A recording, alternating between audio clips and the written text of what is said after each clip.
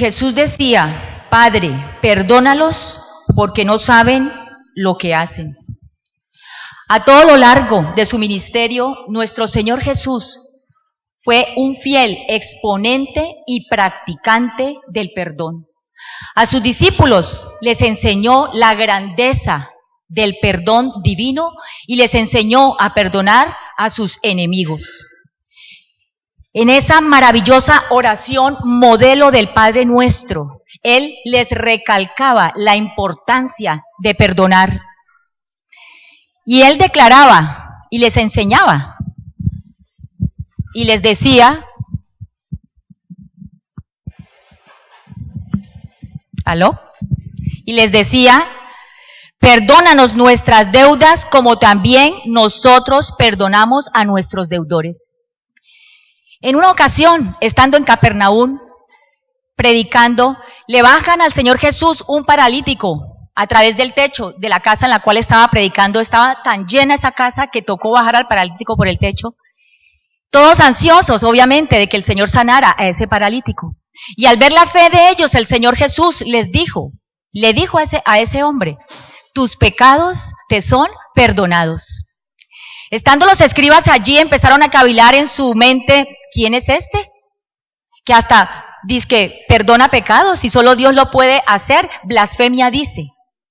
Y Jesús, sabiendo lo que ellos tenían en su corazón, les dijo: pues para que sepan que el Hijo del Hombre tiene potestad, por ser el mismo Dios, de perdonar pecados, a ti te digo, levántate y anda. Es increíble, todos esperando en ese momento quizás una sanidad física, y el mismísimo Dios del universo enseñando que antes, hermanos, de la sanidad física está la sanidad del alma. Y es que la principal enfermedad que hoy el Señor en la cruz, en su primera palabra, nos quiere erradicar en esta mañana, se llama pecado, y ese pecado se llama hoy falta de perdón. Porque es que la falta de perdón enferma, hermanos. La falta de perdón carcome. La falta de perdón amarga. La falta de perdón angustia, aísla y endurece nuestros corazones. El Señor quería enseñar allí eso, que la falta de perdón nos enferma y que la sanidad del alma, hermanos, va de la mano con el perdón. No solamente con el saber perdonar, sino también con el pedir perdón cuando nosotros ofendemos a alguien y sobre todo cuando ofendemos a Dios. En otra ocasión se le acercó su discípulo Pedro y le dijo: maestro, ¿cuántas veces tendré que perdonar? Recordemos, 7. Y el Señor le dijo: no te digo 7, Pedro, sino hasta 70 veces 7, indicando con ello que la práctica del perdón no tiene límites. Y hoy en la cruz, en su primera palabra, el Señor sigue enseñándonos la importancia del perdón. El perdón no es una emoción ni un sentimiento, sino es, como Él mismo lo expresó ahí en la cruz, al pedirle al Padre que perdonara a sus enemigos, es un acto absoluto de la voluntad. Porque ¿qué emoción podría sentir el Señor o qué sentimiento a favor de quienes literalmente en ese momento lo estaban masacrando? Ninguna. Pero Él, como un acto de la voluntad propia suya, decidió perdonarlos. Y es que no solamente era el dolor físico el que nuestro Señor Jesucristo estaba en ese momento sufriendo en la cruz, sino también su padecimiento emocional. Porque recordemos que el día anterior, hermanos, después de aquella intensa y agonizante oración en Getsemaní, nuestro Señor Jesucristo había sido traicionado ya por Judas, había sido arrestado y llevado a enfrentar 6 juicios en menos de 6 horas, 3 ante autoridades religiosas judías y 3 ante autoridades romanas, hermanos. Él estaba enfrentando juicios llenos de mentiras, llenos de blasfemias, de inclusive testigos falsos. Juicios totalmente ilegales. Por lo tanto, él se encontraba también emocionalmente agotado. Sin embargo, ni la debilidad del día anterior en Getsemaní, ni el padecimiento físico hoy en la cruz lo apartaban a él de estar orando y dialogando continuamente con el Padre. Qué hermosura, hermanos. El Cordero de Dios guardaba silencio ante los hombres en ese momento, pero no guardaba silencio ante Dios. Y es que la oración, hermanos, sustentó a nuestro Señor Jesucristo a lo largo de todo su ministerio. Y también lo estaba sustentando hoy en la mayor prueba que Él estaba viviendo, que era su crucifixión. Pregúntate, ¿cuántas veces has permitido que el dolor y la angustia callen tu diálogo continuo con Dios? Por más apremiante, hermanos, por más dolorosa, asfixiante o injusta que pueda parecer hoy tu situación, nunca dejes de orar. Ningún exceso de sufrimiento te aparte del trono de la gracia para alcanzar el supremo socorro. Hemos de orar y seguir orando en tanto vivamos, pues solamente cuando oramos es cuando realmente vivimos, porque estás en contacto directo con la fuente inagotable de agua viva que es Jesús.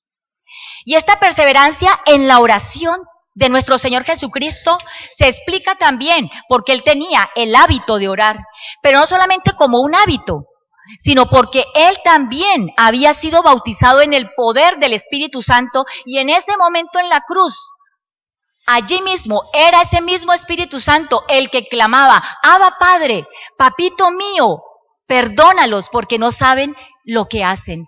Abba Padre, mi fuente inagotable de vida. Que nunca el calvario que estés viviendo en tu existencia te aparte de tener un diálogo continuo con el Padre. Y continuando allí, en esa hora, viene la súplica. Y me llama la atención que la primera palabra que Lucas coloca allí para expresar es, y Jesús decía, Padre. Me llama la atención esa y. Significa continuidad. Seguía sufriendo, pero seguía dialogando con su Padre. Y lo primero que a él se le atravesó más que su sufrimiento físico fue el sufrimiento que su Padre estaría sintiendo por verlo a él, a Jesús, sufrir en la cruz. Ni siquiera pensó en él, hermanos, en ese momento pudiéndolo haber hecho. La primera persona en la cual él pensó fue en su Padre. Estaría tan angustiado que se dirigió a él, Padre, como diciendo, yo sé que debes estar sufriendo más que yo mismo. Debes estar derramando lágrimas más que yo. Padre, perdónalos, porque no saben lo que hacen. Y como quien dice, Padre, no quiero que tú sigas sufriendo. ¡Qué hermosura! ¡Qué hermosura! Esta oración. No solo no pidió por él, primero pensó en su Padre y empezó a pedir ni siquiera por él. Empezó a pedir, pensaría uno, quizás cuando una persona se va a morir, por lo primero que tú pides es por tus seres queridos. O las primeras personas que se te atraviesan en tu mente son tus familiares. Pero el Señor Jesús no pensó en él, no pensó en sus familiares en esta primera palabra que él expresó en la cruz, sino pensó en sus enemigos. Y ni siquiera aquel enemigo lejano, quizás esos enemigos que nosotros a veces tenemos de hace años. No, literalmente pensó en los enemigos que en ese instante a él le estaban ocasionando el mayor dolor, que lo estaban literalmente masacrando. ¡Qué abnegación, hermanos, la de nuestro Señor Jesucristo! ¡Qué abnegación que debemos nosotros también imitar hoy! Que nadie mire primero por sus propias cosas, sino por las de los demás. Que nos amemos y que amemos a nuestros hermanos como nos amamos a nosotros, y más aún como Cristo nos amó a cada uno de nosotros. Niégate, hermano, en esta mañana el Señor pide, niégate a ti mismo.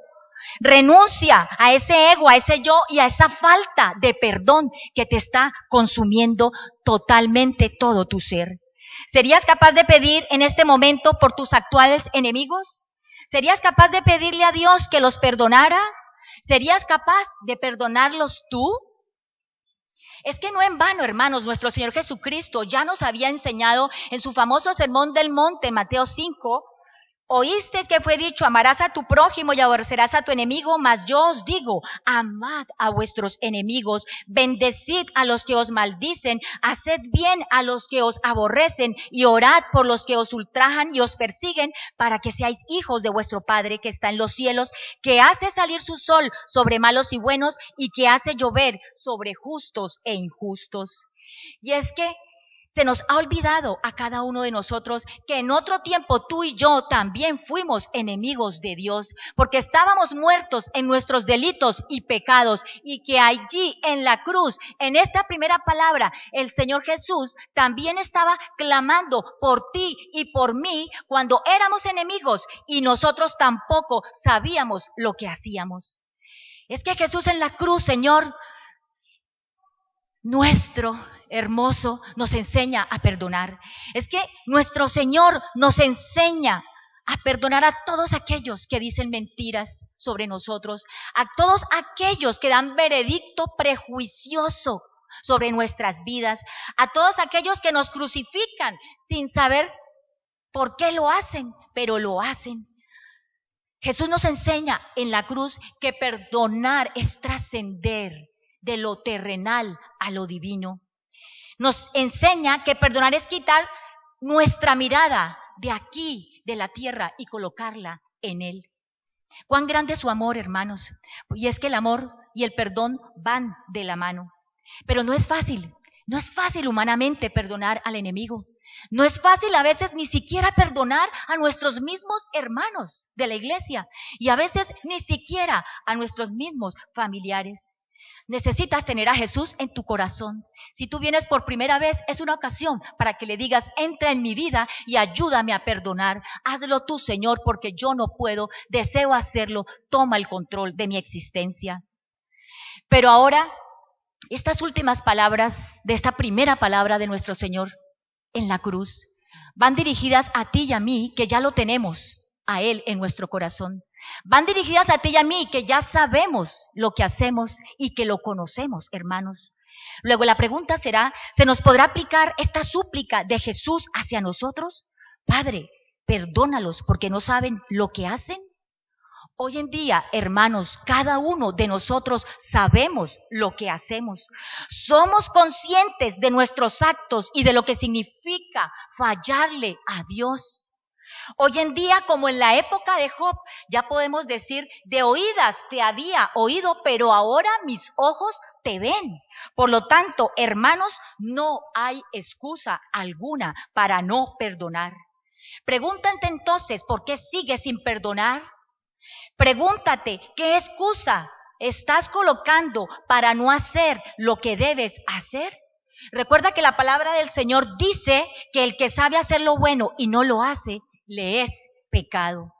Amados, hoy en día no hay excusa para no perdonar, porque hace más de 2000 años en la cruz alguien derramó hasta su última sangre por ti y por mí, para que hoy tú también pudieras perdonar, porque todo lo podemos en Cristo que nos fortalece. Cierra tus ojos, hermanos. Cierra tus ojos allí y dale gracias a Dios. Dale gracias a tu Jesús divino, a tu Jesús amado. Cierra tus ojos, que nada te distraiga, y pídele al Señor. Y yo clamo hoy por cada uno de ustedes y por mí misma. Oh Padre Santo, que el saber perdonar y pedir perdón sea una práctica en nuestro diario vivir, y que de esta manera seamos agradables a ti, y con ello poder exaltar por todo lo alto ese sacrificio perfecto y hermoso que tú, Jesús, hiciste por cada uno de nosotros. No sé quién te persiga hoy, quién te esté ultrajando, burlando de ti, criticándote o enjuiciándote, pero visualízalo, hermano, o visualiza a esas personas a las cuales tienes que perdonar, y pídele perdón a Dios por esos sentimientos que durante tanto tiempo has permitido que se aniden en tu corazón en contra de ellos. Pídele perdón y recibe su perdón, Él te lo da, porque al corazón contrito y humillado jamás desprecia. Y te damos gracias porque si confesamos nuestros pecados, eres fiel y justo para perdonarnos y limpiarnos de toda maldad. Hoy decido, Señor, perdonar a pesar de mi dolor, a pesar de mi quebranto y a pesar del todo el daño que me han hecho, que en este momento, Señor, me pueden estar causando aún. Hoy decido perdonar. En el nombre de Jesús. Amén. Vamos a Lucas, capítulo 23, versículo 43.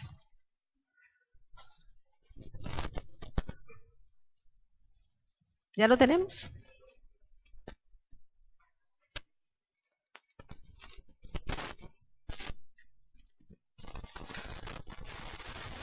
¿Listo? Entonces Jesús le dijo: de cierto te digo que hoy estarás conmigo en el paraíso. Esa fue la respuesta que le dio Jesús al malhechor arrepentido que estaba con él en la cruz. Pero este hecho ocurrido hace aproximadamente 2000 años, ¿qué tiene que ver con nosotros? Este hecho cobra importancia en nuestra vida actual porque Dios nos habla a través de él y nos da enseñanzas prácticas para nuestra vida. El Evangelio de Lucas, de los 4 evangelios, es el único que habla de este hecho. Lucas era médico y dice que él se dio a la tarea de investigar, de averiguar, porque él no estuvo con Jesús. Desde el principio, con gran esmero, averiguó para poder escribir el Evangelio. En sus relatos se resalta la preocupación de Jesús por los más vulnerables, los pobres, las mujeres, los marginados. Lucas tiene en cuenta aspectos emotivos y además incluye elementos muy detallados. Leemos todo el contexto desde el 39, ya que lo tenemos, desde el 39. Y uno de los malhechores que estaban colgados le injuriaba diciendo: si tú eres el Cristo, sálvate a ti mismo y a nosotros. Respondiendo el otro, le reprendió diciendo: ¿ni aún temes tú a Dios estando en la misma condenación? Nosotros, a la verdad, justamente padecemos porque recibimos lo que merecieron nuestros hechos. Mas éste ningún mal hizo. Y dijo a Jesús: acuérdate de mí cuando vengas en tu reino. Entonces Jesús le dijo: de cierto te digo que hoy estarás conmigo en el paraíso. Este relato de Jesús en la cruz acerca del malhechor que fue juzgado con justicia porque él mismo dijo: nosotros estamos aquí porque lo merecemos. La aplicación de su juicio fue pública. Delante de todo el mundo que había ido los espectadores a ver el proceso de su muerte lenta y dolorosa. ¿Qué puede sentir una persona cuando la única esperanza que tiene es que se va a morir?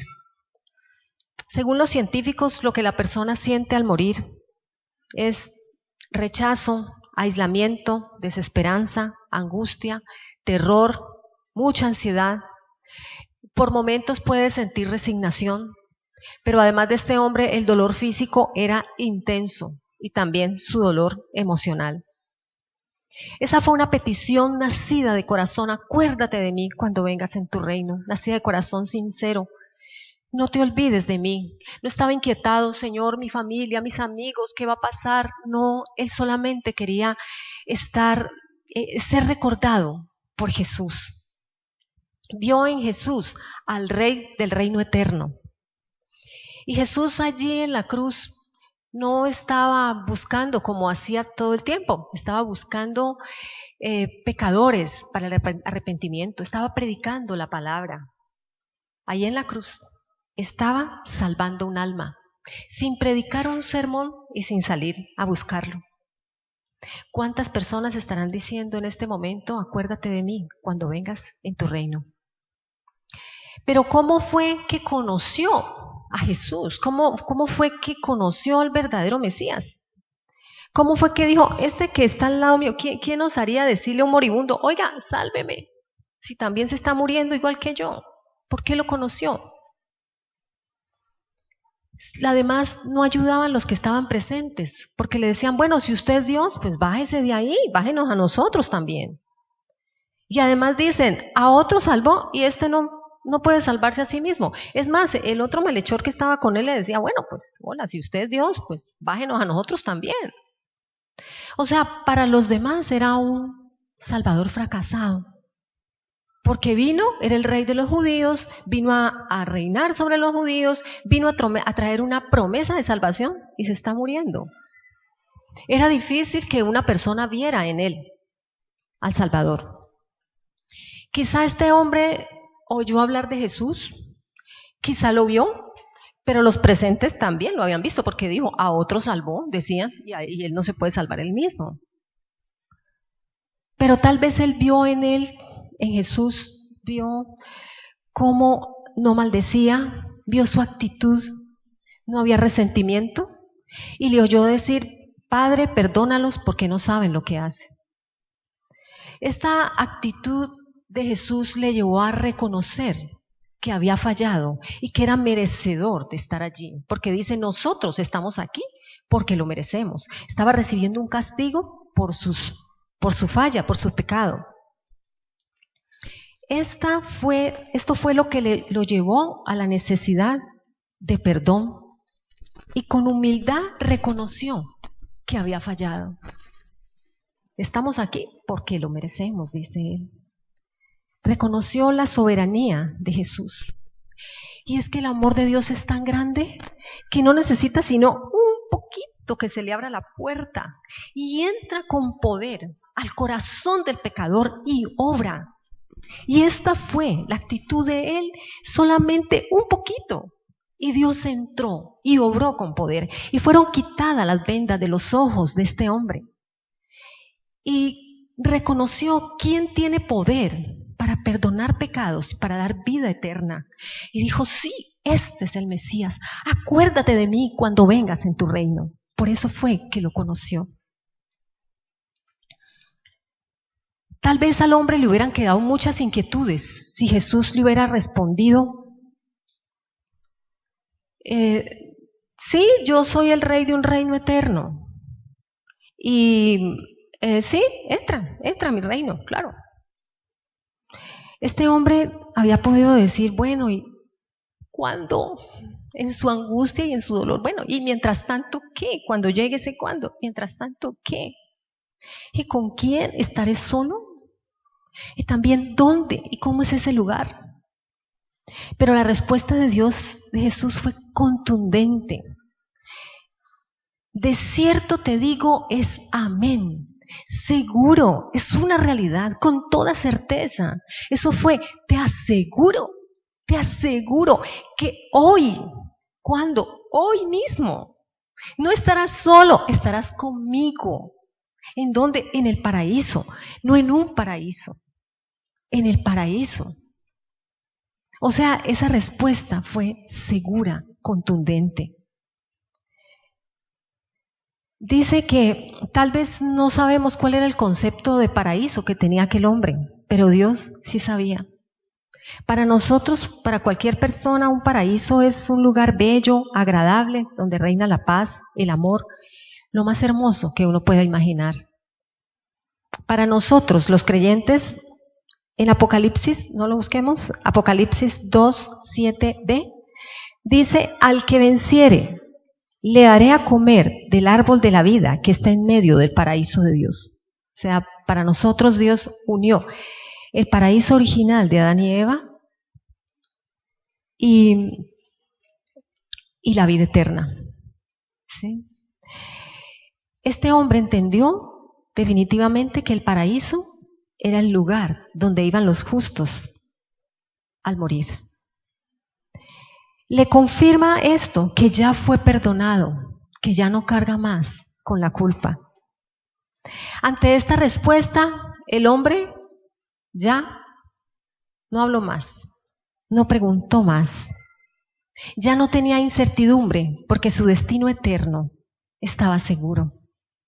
Significa que creyó. La mejor respuesta, Jesús le dio una respuesta mucho mejor de la que él esperaba.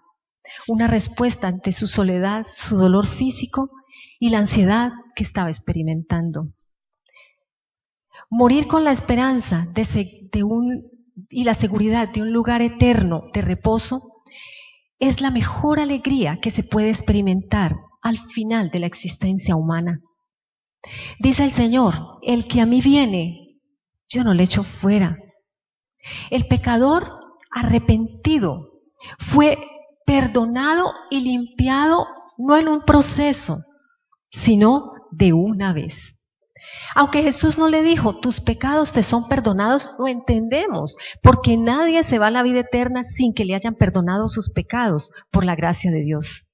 La respuesta fue rápida y segura. ¿A qué nos lleva todo esto? Primero, que nosotros debemos predicar las buenas nuevas. Las buenas nuevas, la palabra de Dios es perfecta, es contundente y efectiva para toda necesidad humana. Vemos que al malhechor le habló de una manera de acuerdo a su necesidad, a la necesidad que él tenía.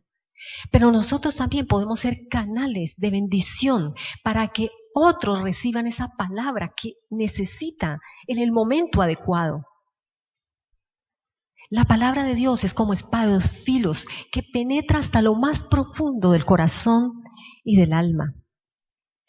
El segundo aspecto que nosotros podemos aprender es a resolver nuestra situación, pecado-culpa. El pecado inconfeso nos aparta de Dios, nos lleva a seguir pecando y a seguir obrando mal, y cada vez hay una brecha más grande entre Dios y nosotros. El malhechor arrepentido reconoce públicamente que ha fallado, con un corazón totalmente humilde, y eso le hace conocer al Mesías. Usted y yo también tenemos esas certezas de vida eterna y de un paraíso eterno con Dios cuando partamos de este mundo. Nosotros, si hemos pecado, dice la palabra de Dios, abogado tenemos. Y dice que si nosotros reconocemos nuestros pecados, Él es fiel y justo para perdonar nuestros pecados y limpiarnos de toda maldad. Ya Jesús no se acordó más de las maldades de aquel hombre crucificado hace más de 2000 años. Y tampoco se acuerda de tus maldades y las mías. ¿Para qué nos perdona Dios? Según el segundo nivel que vemos aquí en la iglesia. Para no pecar más. ¿Por qué persistir en andar como si no hubiésemos sido perdonados? Para concluir, nuestro Jesús, el verdadero sanador, tiene poder para perdonar. Para que alguien pueda identificarlo es necesario tener un corazón humilde que pueda reconocer, aceptar que ha fallado y que no ha obrado conforme a las demandas de Él. Lo contrario de corazón sincero y humilde es no aceptar las faltas. El Espíritu Santo siempre nos redarguye. ¿Será que siempre reconocemos cuando obramos mal? ¿O unas veces sí y otras veces no? El Salmo 51:17 dice: los sacrificios de Dios son el espíritu quebrantado. Al corazón contrito y humillado no despreciarás tú, oh Dios. O sea, Dios siempre está dispuesto. Por eso dice que al humilde lo escucha, y al altivo ¿qué? Lo mira de lejos, dice el Señor. Y el altivo es el soberbio, el que está fallando y no reconoce que ha fallado. Es tiempo de reflexión, de evaluarnos a nosotros mismos y mirar con detenimiento cómo asumimos nuestro compromiso de predicar a otros la buena obra que Dios hace en todos los que le buscan. Allí donde estamos, inclinamos nuestra cabeza en actitud de reverencia y oramos. Señor, con un corazón humilde hoy nos acercamos a ti. Señor, gracias porque nos hablas a través de este hombre que falló, pero a última hora se arrepintió. Señor, nosotros no tenemos que llegar al dolor, al sufrimiento tal de este hombre para decirte, Señor, que hemos fallado. Señor, a veces es difícil reconocer nuestros errores. A veces, como se nos decía en esa palabra primera a través de los ángeles, Señor, nos es imposible, nos es difícil pedir perdón y reconocer, Señor, que fallamos. No es fácil, Señor, pero para ti no hay nada imposible. Te pedimos que tu Espíritu Santo, que necesitas solamente un abrir de la puertica nomás para obrar con poder en el corazón del pecador. Señor, te abrimos esa puertica diciéndote, Señor, reconocemos que hemos fallado. Muchas veces y de muchas maneras te hemos ofendido. Nuestros pensamientos no siempre son gratos. Nuestras palabras a veces ofenden. Nuestras actitudes también.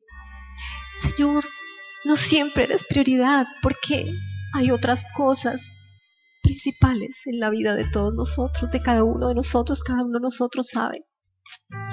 Señor, queremos amarte por sobre todas las cosas y amar a los demás como a nosotros mismos. También fallamos en eso porque no amamos a los demás como a nosotros mismos. A veces pecamos por omisión porque sabiendo hacer lo bueno no lo hacemos. Hoy reconocemos nuestras faltas. Reconocemos que no obramos conforme con tus expectativas, Señor. Por eso te pedimos perdón. También hemos fallado en no predicar la palabra tuya, Señor. Te pedimos que habilites nuestra lengua, nuestro entendimiento, Señor, y que conquistemos a nuestro próximo, aquel que nos has puesto, Señor, junto a nosotros, que sea conquistado para ti, seducido por tu amor. Señor, gracias porque nos escuchas, gracias porque estás aquí. Gracias por tu mensaje, por tu palabra y por tu gran amor con que nos has amado. En el nombre de Jesús. La palabra del deber. Porque cuando Jesús vio ahí a su madre y al discípulo a quien él amaba, que estaba presente, dijo a su madre: he ahí a tu hijo. Hijo, he ahí a tu madre, le dijo al discípulo. Y esto lo encontramos en Juan 19, del 26 al 27.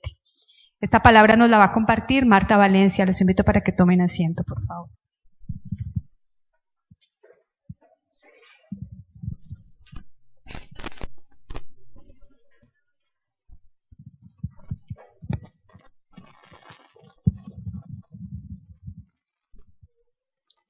Tercera palabra. La encontramos en Juan 19, quiero leerla desde el 25. Estaban junto a la cruz de Jesús su madre y la hermana de su madre, María, mujer de Cleofas, y María Magdalena. Cuando vio Jesús a su madre y al discípulo a quien él amaba, que estaba presente, dijo a su madre: mujer, he ahí a tu hijo. Después dijo al discípulo: he ahí tu madre. Y desde aquella hora el discípulo la recibió en su casa. Interesante encontrar 4 mujeres frente a la cruz de Jesús. Dice la palabra junto a la cruz de Jesús. Hoy en día pasa lo mismo. Si tú miras a tu derecha y haces el ejercicio, a tu izquierda, adelante y atrás, encuentras mujeres 4 por un hombre, si no es más la proporción. Cuando preparaba esta palabra, yo le preguntaba al Señor cuál era la razón de ser para que las mujeres estuviéramos más cerca. Y mi respuesta personal es que la mujer tiene un corazón muy parecido al corazón de Dios, dispuesto para amar y dar.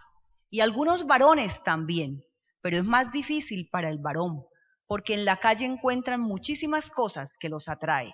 Los amigos, el juego, los vicios, qué sé yo, tantas cosas. Las mujeres aún hoy en día tenemos un poco más de recato y más de recogimiento, y como somos madres, estamos dispuestas a amar sin condición. Pero igualmente me llama la atención que encontramos a un varón, que es Juan. Y si escucharon lo que leí, dice que Juan estaba junto a la cruz.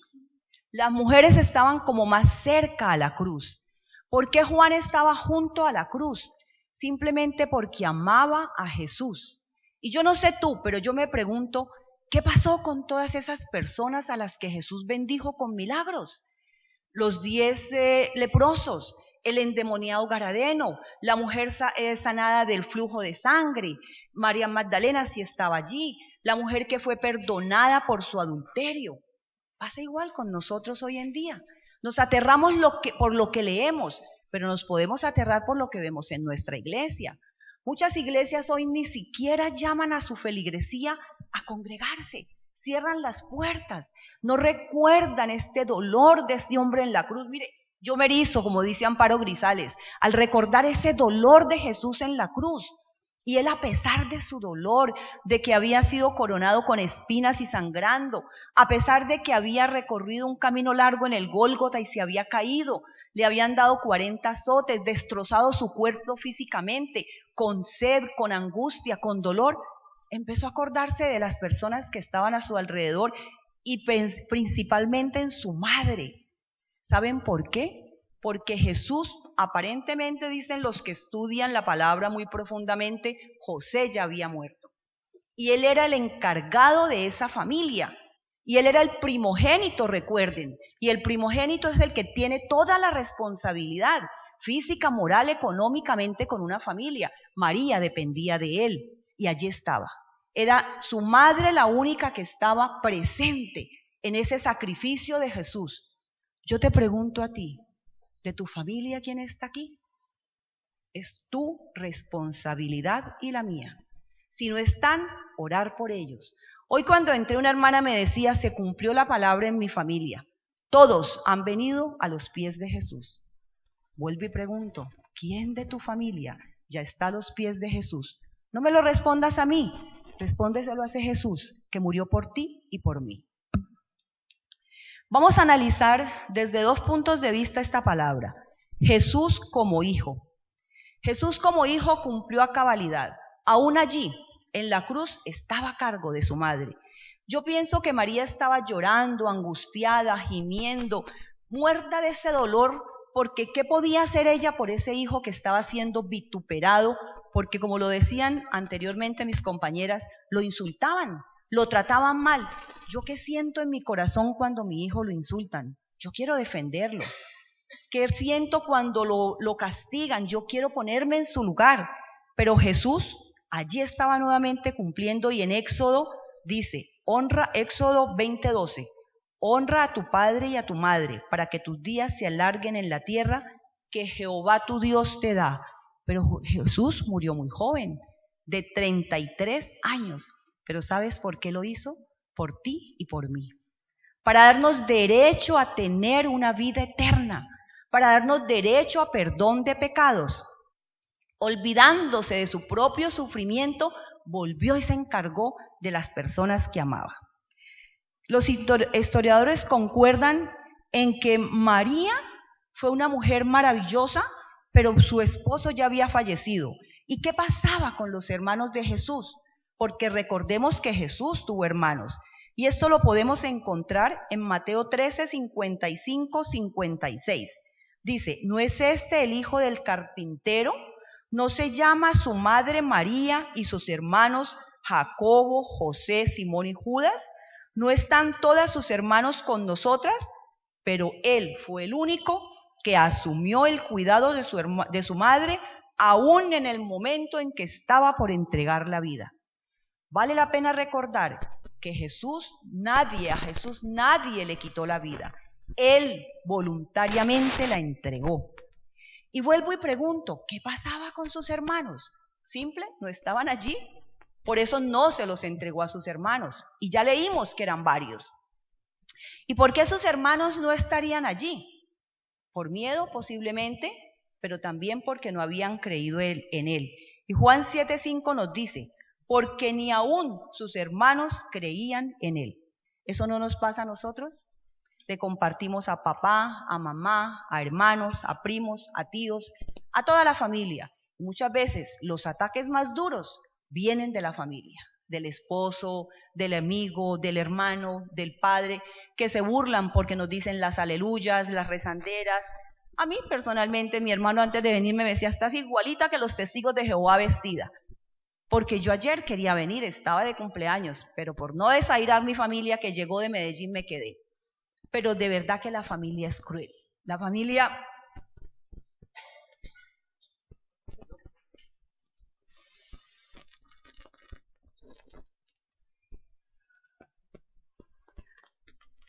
a veces, como a María, te quebranta el corazón. Es importante la labor que hizo María en la vida de este niño. Jesús, como tú y como yo, fue un niño débil que necesitó una madre tierna, amorosa, cariñosa, que le enseñó desde su tierna edad a contemplar los lirios del valle y los pajaritos, porque él era tierno y amoroso, porque una madre se lo enseñó. ¿Qué dice la palabra de Dios en Proverbios 22:6? Instruye al niño en su camino, y aun cuando fuere viejo, no se apartará de él. ¿Qué aprendió Jesús de su padre José? La profesión, porque Jesús fue ebanista, y lo tenemos muy claro en la palabra, en Marcos 6:3. ¿No es este el carpintero, el hijo de María, hermano de Jacobo, de José, de Judas y de Simón? En esa época los hombres de una familia tenían la misma profesión. Eran carpinteros, eran herreros, eran cultivadores, eran pastores, tenían la misma profesión y Jesús no fue la excepción. Jesús era carpintero. Jesús cumplió a cabalidad, humanamente hablando, con María y con sus hermanos, pero también cumplió a cabalidad, divinamente hablando, cuando estuvo en esa cruz, dispuesto a morir por todos y cada uno de nosotros. Miremos ahora a María Madre. En 2 oportunidades Jesús la llamó mujer. Recordemos las bodas de Caná. En las bodas de Caná, María le dijo a Jesús que no había vino, y él que le dijo: mujer, ¿qué tienes conmigo? Al decir mujer es un término de respeto, es como decirle señora, doña, misiá, ¿qué tienes conmigo? Jesús estaba pensando, pienso yo, a punto de cumplir los 30 años, que era cuando comenzaría su ministerio, y allí hizo su primer milagro. ¿Qué hizo Jesús como hijo? Lo que María le dijo. Convirtió esa agua en vino, y no en cualquier vino, en el mejor de los vinos, tal y como dijo el Maestresala. Allí nos está enseñando Jesús que cuando hacemos algo, lo debemos hacer perfecto. Perfecto, porque esa es la enseñanza que Él nos da. Igualmente, cuando Jesús obedeció a María en las bodas de Caná, no sin antes aclararle que no había llegado su hora, Él fue obediente a esa madre. Hoy yo te pregunto a ti, madre, padre, ¿nosotros como padres disciplinamos a nuestros hijos? ¿O tenemos miedo? Porque eso pasa, que a veces los padres tienen miedo de los hijos, porque el niño no se enoje, porque el niño no se disguste, porque el niño no de pronto se vaya de la casa. No llamamos la atención y somos permisivos. Hermana, hermano, yo te conmino hoy a que no importa la edad que tengan tus hijos, los disciplines, ya no con vara, con palabras, con frases, con consejos, pero que sean fuertes para que hagan caso y se disciplinen, se aconducten, porque hoy la juventud está muy perdida y a ti y a mí Dios nos va a pedir cuentas de esos hijos que nos dio, porque fue el tesoro que nos regaló. Nuevamente aquí Jesús le dice, mujer. Yo soy muy inquisitiva con las palabras y me gusta buscarlas. Yo decía, ¿por qué nuevamente mujer cuando empezó su ministerio y ahora que lo está terminando? Y la conclusión a la que pude llegar después de mucho leer es que como hombre Jesús allí le contestó en la primera oportunidad y aquí nuevamente como hombre le contestó porque ya estaba entregando, digamos, su condición de hombre. Él ya sabía que iba a asumir su divinidad, que él ya iba a morir y estaba cortando todo lazo filial. Si él le dice madre, ella se desconsuela porque está muriendo su hijo, pero si le dice mujer, entiende que ya Jesús se está despidiendo. Y allí en ese mismo instante, cuando Jesús le habla, ella entiende que se cumple en su vida la profecía de Simeón, que le dijo, y una espada traspasará tu misma alma. Hoy, hermano, entendamos que Jesús nos quiere a ti y a mí regalar siempre la salvación, pero entendamos que no podemos colocar a Jesús y a María como rivales. Jamás María puede hacer milagros, jamás María podrá ser adorada. Hoy la respuesta que le daremos al mundo será cuando nos dicen, ustedes no creen en María. No creemos en María, le creemos a la obra de María, a ese maravilloso Jesús que levantó y que murió por ti y por mí. Yo te invito a que allí donde estás sentado, eleves una oración al Señor. Amado Jesús, gracias por esa maravillosa obra en la cruz. Gracias por la Madre preciosa que dejaste, que murió y está igual que tú y que yo. Señor, como María, estamos todas las mujeres aquí alabando tu nombre. Ella está muerta, Señor, pero tú estás vivo, porque ella está durmiendo el sueño de los justos en el vientre, en el amor de Jesús, en el amor de Abraham, en los brazos de Abraham. Bendice a cada una de las mujeres que aquí nos encontramos, para que seamos maravillosas madres, y a los padres, Señor, para que se acerquen a la cruz, abrazándose a Jesús y reconociendo la obra que hizo por cada uno de nosotros.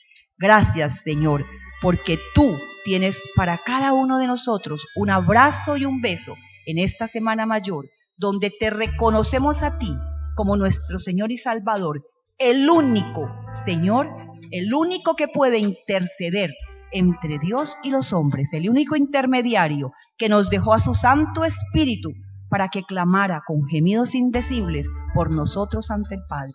Toda gloria, toda honra, toda la alabanza para ti, mi Señor Jesús. Gracias, Señor. Gracias, Padre. Gracias, Hijo. Gracias, Espíritu Santo.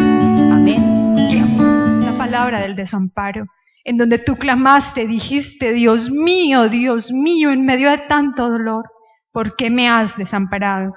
Está en Mateo 27 al 47 y Marcos 15 al 34. Comparte Mónica Mora.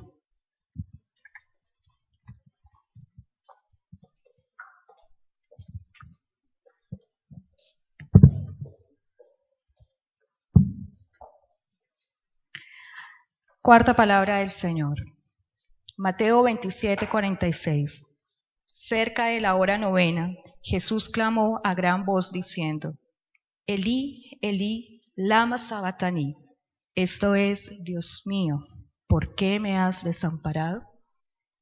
Tradicionalmente, ha sido aceptada una explicación a esta frase de Jesús, apuntando en que Dios quitó su presencia por un momento por causa del pecado derramado sobre Jesús, puesto que Dios no habita con el pecado. Es decir, que literalmente Dios abandonó a su Hijo. Esta explicación también ha sido relacionada con la humanidad de Jesús, puesto que entendemos que Dios nunca abandonó a su Hijo, pero Jesús en su humanidad se sintió solo y abandonado. Hoy quiero que revisemos las Escrituras, que tiene ciertas implicaciones a la interpretación tradicional, y los invito a que revisemos para determinar otras pistas y significados en esta cuarta frase que Jesús dijo. Vamos con una primera pregunta y por favor ustedes se interrogan y se responden. ¿De verdad Dios abandonó a Jesús? La palabra abandono tiene implicaciones serias y nos lleva a buscar su significado. Dejar sola, sin atención a una persona. También significa desechar de forma definitiva una relación. Ahora bien, ¿creen ustedes que el Padre verdaderamente abandonó al Hijo? Si la respuesta es sí, estaríamos diciendo que esa parte del plan tomó a Jesús por sorpresa. Y no había una comunicación perfecta con Dios. Ahora, si la respuesta es no, vemos a Jesús reclamando por un supuesto abandono porque se sentía solo. Y estaríamos aceptando que Jesús tuvo un error en su percepción. Pero no fue así lo que pasó. Jesús tenía una relación perfecta con el Padre, que en la primera palabra que escuchamos con Luz Ángela se refería a Abba, una relación perfecta, ¿sí? Y no hubo nada improvisado que se saliera del plan de Dios. Asimismo, podemos descartar la explicación de que Dios quitó su presencia hacia Jesús, puesto que si fuera cierto, entonces la pregunta de Jesús en hebreo sería, ¿por qué quitaste de mí tu Shekinah? La palabra Shekinah quiere decir la presencia de Dios en hebreo, pero lo cual es muy diferente, porque Jesús no preguntó eso. ¿Qué preguntó Jesús? ¿Por qué me has desamparado? Definitivamente, el pasaje de Mateo por sí solo no nos da unas claras explicaciones. Tenemos que ver, ¿sí?, qué es lo que dice Marcos 15:34.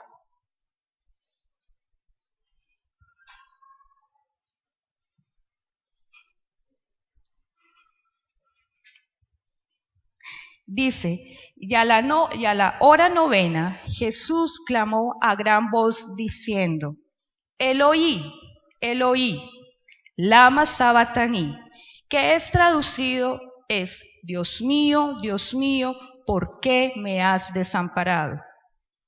Si ustedes notan, Marcos registró la palabra Eloí y no Mateo, gracias, como decía Elí.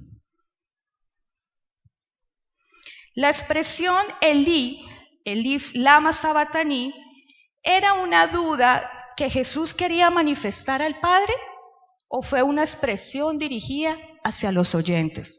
Recuerde que cuando Jesús fue crucificado en la cruz, ¿qué había? Testigos. Y los testigos estaban escuchando. Si vemos en el contexto de la resurrección de Lázaro, para que por favor lo tenga presente, pero no lo vamos a buscar, que es en el pasaje Juan 11:39 hasta el 44, cuando Jesús le avisa a Lázaro que estaba enfermo, que fueran a visitarlo, que por favor oraran por él, ¿sí?, para que fueran a sanarle. Jesús aparentemente no mostró interés en Lázaro, ¿sí?, no mostró interés. Y cuando él llega, lo encuentran muerto hace 4 días, ¿sí? Y las hermanas de Lázaro les hacen reclamo. ¿Por qué no viniste antes, Jesús? Si hubiera venido antes Lázaro, él no se habría muerto. En otras palabras, ¿por qué abandonaste a Lázaro? Obviamente Jesús no abandonó a Lázaro. Fue un propósito de Dios, para que Jesús, ¿sí?, se viera su magnificencia, su poder a resucitar a Lázaro. Y algo pasó en el versículo 39 al 44. Si ustedes detallan muy bien, ahí dice, Jesús alzó su voz, o en otra versión, Jesús gritó, para que la gente, ¿qué?, lo escuchara. Jesús nunca estuvo solo. Jesús no le hablaba a las piedras. Jesús le hablaba a la gente, a su pueblo, para que lo escucharan. Porque Jesús, recuerden, tenía una comunicación perfecta con el Padre y tenía una relación que se dirigía a Abba. Lo mismo sucede en la cruz. La expresión que Jesús gritó en la cruz está relacionado con lo que nos dice en Mateo 27, que lo escribió en hebreo. Si lo vemos en el pasaje de Marcos, este tipo de lenguaje está en arameo y en Mateo lo vemos en hebreo. Miren las dos implicaciones que tiene esta cuarta palabra en 2 pasajes bíblicos que lo registró tanto Mateo como Marcos. Y la expresión que Jesús gritó, sí, lo escribió en hebreo para relacionarlo con el Salmo 22, que era muy conocido por los judíos. Es decir, un ejemplo, el Señor es mi pastor, en paz me acostaré, Pues así era el Salmo 22. Era muy conocido por el pueblo judío. Y este pasaje tiene algo importante. Tiene una expresión de agonía, de dolor, de clamor, de gemido, ¿sí? Pero hay algo especial. A pesar de que Jesús sintió abandono, se sintió solo, ¿sí? Se sintió en agonía, Dios estaba allí. Y eso es lo que dice en el Salmo. En el Salmo 22 hay una oración de expresión de agonía, pero que lo confortaba era que Dios estaba allí, en ese lugar. Por lo tanto, el Salmo 22 es un salmo profético en la cruz. Y se está cumpliendo lo que Jesús citó y refleja varios detalles. Lo más significativo es que recoge un clamor humano. Si nos vamos por favor al Salmo 22.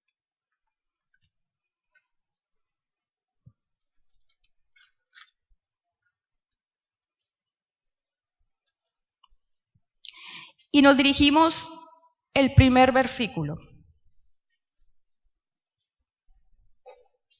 del 1 al 2. Miremos la relación. Dios mío, ¿por qué me has desamparado? ¿Por qué estás tan lejos de mi salvación y de las palabras de mi clamor? Dios mío, clamo de día y no respondes, y de noche no hay para mí reposo. Esto es lo que Jesús estaba diciendo en la cruz. Y no estaba diciendo, o como lo tomó de sorpresa, ¿por qué me has abandonado? No. Jesús estaba citando el Salmo 22 y recuerden que el Salmo 22 se cumplió proféticamente, palabra por palabra, coma por coma, detalle, acción, se cumplió. Jesús estaba sufriendo y sintiendo la agonía nuestra. No, porque a nosotros los seres humanos le decimos, nos sentimos abandonados. Y Jesús tomó ese lugar como sumo sacerdote. Asumió ese puesto. Pero Dios, el Padre, nunca se alejó de su Hijo. Siempre estuvo allí. Y esto nos quiere decir que el Salmo 22 es un clamor humano, de desesperación por sentirse solo y abandonado por Dios. Pero el mismo Salmo refuerza la idea de que Dios jamás abandona a los que confían en Él. Y lo vemos en el versículo 4 y 5. Dice, en ti esperaron nuestros padres, esperaron y tú los libraste. Clamaron a ti y fueron librados. Y leamos todos, confiaron en ti y no fueron avergonzados. El ser humano piensa que Dios no comprende nuestras dificultades, puesto que Él es Dios y no puede sentir necesidades. Pero Jesús en la cruz dice que Él es Dios y que también comprende nuestro dolor, nuestra angustia, nuestro desierto, ¿sí? Nuestra debilidad. En el versículo 11 dice así, no te alejes de mí, porque la angustia está cerca, porque no hay quien ayude. Y Jesús nos dice, hijos, yo no estoy lejos. Yo estoy aquí en la cruz, estoy sintiendo todo lo que he pasado, pero es por ti y no estoy lejos. Entonces la humanidad reclama que Dios no nos escucha. Por ejemplo, en el versículo del 8 al 10 del Salmo se dice, se encomendó a Jehová, líbrele él, sálvale, puesto que en él se complacía. Pero tú eres el que me sacó del vientre, el que me hizo estar confiado desde que estaban a los pechos de mi madre. Sobre ti fui echado desde antes de nacer y desde el vientre de mi madre, tú eres mi Dios. Y en el 11, no te alejes de mí. porque la angustia está cerca, porque no hay quien ayude. Esa es la naturaleza de este Salmo 22. Y aparentemente no nos escucha. Pero quiero decirles algo hoy en esta tarde. Estas palabras de Jesús nos hacen confortar, porque nos hacen ver literalmente de que Dios sí abandonó a Jesús. Pero no fue así. Dios nunca abandonó a su Hijo, estuvo allí hasta el último momento, hasta su último minuto en la tierra, porque había entregado toda su divinidad, su humanidad. Gracias, Señor Jesús, por caminar por el sendero del dolor, de la agonía, para que pudiéramos nosotros tener esa cercanía con el Padre. Los invito, por favor, para que reflexionen en su mente, en su corazón. Y si usted en algún momento le ha dicho al Señor, ¿por qué me pasa esto? Me siento solo, no hay quien me ayude. ¿Por qué estoy pasando por estas circunstancias de la vida? ¿Por qué me siento así? Y en esta tarde hay una esperanza y una promesa en el Señor de que tú no estás solo. Dios tiene 3 respuestas: sí, no, espera. Esas son las respuestas del Señor. Y lo que queremos es reflexionar que Él jamás estuvo solo, estuvo siempre en comunión perfecta con Dios. Amado Jesús, queremos darte toda la gloria y la honra. Gracias, Señor, porque nos llevas a este Salmo 22, donde nos ayudas a reflexionar todo lo que pasaste en la cruz. Y aleluya, Señor, porque nunca estuviste solo, siempre estuviste acompañado, Señor, del Padre. Gracias, Señor, porque fuiste el sumo sacerdote, tomaste nuestro lugar, Señor, para llevarte todo el dolor y el sufrimiento. Gracias, Señor, por la reflexión, porque tú eres el verdadero gozo, Señor, de nuestra vida. Y hoy, amado Dios, queremos entregarte todas nuestras aflicciones en la cruz, todo nuestro por qué, para que tú, Señor, respondes de acuerdo a tu voluntad. En el nombre de Cristo Jesús. Amén. En el Evangelio de Juan 19, 28 al 29. La necesidad pronunciada de Jesús. Después de esto, sabiendo Jesús que ya todo estaba consumado, dijo, para que la escritura se cumpliese: tengo sed. Y estaba allí una vasija llena de vinagre. Entonces ellos empaparon en vinagre una esponja y poniéndola en un hisopo se la acercaron a la boca. Vamos a ver esta palabra de necesidad en 3 aspectos. Primero, la causa de esta necesidad. Como hemos estado viendo, ya a esta hora era la hora 9. Eran aproximadamente las 3 de la tarde. Cuando Jesús dijo, para que se cumpliesen las escrituras, tengo sed.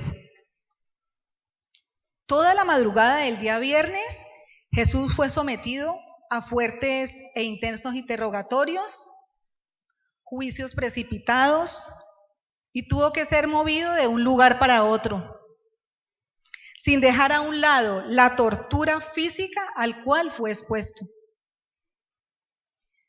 Después de todo lo que había padecido Jesús, siendo azotado con un látigo de punta de plomo, llevaba una corona de espinas en su cabeza, lo habían abofeteado, lo habían escupido, lo habían azotado y luego lo obligan a llevar su cruz hasta un lugar llamado La Calavera.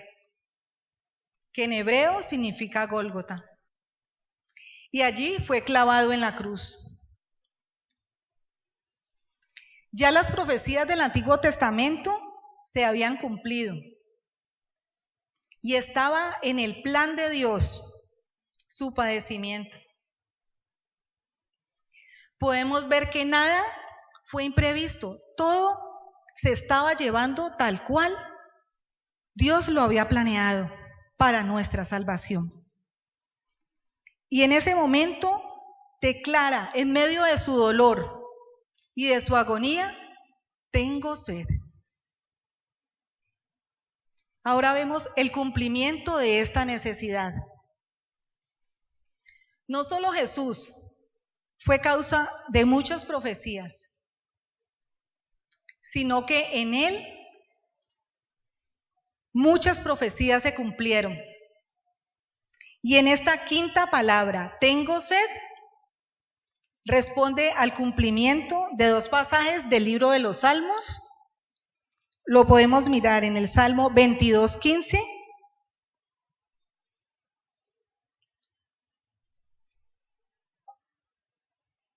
Como tiesto se cegó mi vigor, y mi lengua se pegó a mi paladar, y me has puesto en el polvo de la muerte. También podemos ver el cumplimiento de esta necesidad en el Salmo 69:21, en la parte B. Y en mi necesidad me dieron a beber vinagre. La crucifixión en sí misma causó en Jesús esa sed fisiológica, esa sed biológica. También podemos leer en Mateo 27:26 que Pilato, habiendo azotado a Jesús, le entregó para ser crucificado. Según la costumbre romana, la víctima, con las manos atadas a la espalda, era amarrada a un poste y ahí se le azotaba. Qué sufrimiento de nuestro amado Jesús. El látigo con que fue azotado era hecho de un trozo largo de cuero, con pedazos filosos y de plomo, de hierro o cobre. Muchos condenados morían mientras eran azotados. Otros perdían su conocimiento y se desmayaban. Pero Jesús estaba allí, con sus 5 sentidos, sintiendo ese dolor, sintiendo que su piel era desgarrada.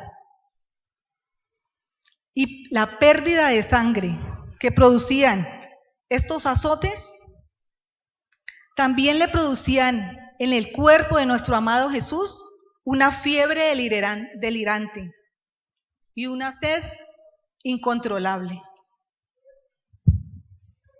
Veamos ahora la aplicación de esta necesidad, de ese tengo sed de nuestro amado Jesús. Esa sed de Jesús fue más que espiritual, fue más que redentora, más que divina, fue una sed física. Interpretarla de otra manera es disfrazar y negar la humanidad del Señor. ¿Cuánto deseó Jesús en esos momentos de necesidad fisiológica haber bebido hasta saciar esa agua? Su cuerpo estaba temblando de fiebre. Su sistema digestivo se desesperaba ante aquella exigencia biológica que su metabolismo humano le estaba comunicando. Tengo sed. Pero la petición del Señor también expresada en su necesidad, tengo sed, le ofrecía también la oportunidad a este auditorio que lo estaba viendo, que lo estaba contemplando, para que hicieran algo por él, por así decirlo, como un último favor. Su petición no era particular en general. Se necesitaba que un corazón voluntario, un corazón movido a cumplir este deseo de Jesús, alguien que sintiese compasión, alguien que no temiera la opinión de los demás, que no temiera el qué dirán, que pudiera identificarse con el sufrimiento de Jesús. Y posiblemente el soldado romano, no se especifica quién fue, corriendo, como dice en Mateo 15:36, y corrió uno, y empapando una esponja en vinagre y poniéndola en una caña, le dio a beber. Vemos también que este vinagre que le fue dado a nuestro Señor era un vino agrio, diluido en agua. ¿Cuánta necesidad tenía el Señor de esa sed física también? ¿Pero qué recibió a cambio? Un vinagre agrio, dice, diluido en agua. Además, aunque Jesús tuvo una sed física, Él no dejó de seguir sintiendo esa sed espiritual que a lo largo de su vida terrenal lo caracterizó. Como en el caso de la mujer samaritana, que lo encontró a las 12 del mediodía sentado junto al pozo histórico de Jacob y le declaró: si tú conocieras el don de Dios y quién es el que te dice, dame de beber, tú le pedirías y él te daría agua viva, mas el que bebiere el agua que yo le daré no tendrá sed jamás, sino que el agua que yo le daré se convertirá en él en un agua que brota para vida eterna. Esa sed espiritual de Jesús es por los perdidos, por aquellos que se han acercado religiosamente, históricamente y tradicionalmente, pero que no lo conocen de manera personal. El mundo está lleno de tradiciones religiosas, de formas, de colores y mediadores, pero necesitan verdaderamente acercarse a aquel que murió en la cruz y que ciertísimamente resucitó y también está vivo a la diestra de nuestro Padre hoy. La sed espiritual de Jesús es para aquella persona que entienda, como lo declaró sus discípulos en Juan 15, separados de mí, nada podéis hacer. Que solo Él, en Él hay la plenitud, para que nosotros dejemos la sed por lo del mundo, lo que el mundo nos ofrece, y nos acerquemos a Él confiadamente, al autor de la vida. Esa sed espiritual del Señor es para aquellos creyentes que juegan a la iglesia, a un mero cumplimiento, tal vez a un día, asistir a un cierto horario, y que van solitarios, atravesando desiertos en sus vidas y donde no hablan con nadie porque se sienten autosuficientes, y que al final del camino descubren que solos no pueden. La sed de Jesús es por aquellos que dicen que saben la Biblia de memoria, pero su testimonio de vida refleja lo contrario. La sed de Jesús es por ti y por mí, para que cada día caminemos en pos de Él. Nos neguemos a nosotros mismos, tomemos nuestra cruz y le sigamos. Y entendamos que sin Él no tendría ningún sentido ni ningún propósito. Queridos hermanos, ¿qué podemos hacer para calmar la sed de nuestro amado Jesús? Mostrarle nuestro amor, aprender a tener esa sed con Cristo, que aquellas cosas que nos acercan más a Él, sed de que el mundo se reconcilie con Dios, sed de que se aleje del pecado, sed de vivir una vida en pareja más cristiana y de una mejor educación en valores éticos, religiosos y morales, sed de una vida más justa, sed de una vida más humana, sed de que el ser humano retorne al amor de Dios y su vida sea mejor. ¿Qué podemos hacer por Jesús? Esa sed de volver a la fuente de agua viva, que es el único que nos puede calmar, a la fuente principal que es Dios. A esa sed es que nos llama en esta tarde el Señor. ¿Qué podemos hacer por nuestro amado Jesús? Andar, caminar como Él lo hizo. Pidámosle en esta tarde a ese buen Jesús que nos ayude a darle un poco de esa agua que le fue negada, un poco de esa agua para calmar su sed, por medio de un mejor comportamiento en nuestra vida cristiana. Que podamos tener esa sed de Cristo en aquellas cosas que nos acercan cada día más a Él.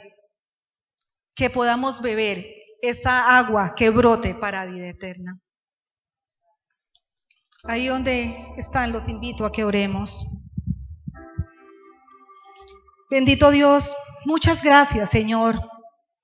Muchas gracias, Señor, porque ese sacrificio en la cruz no fue en vano.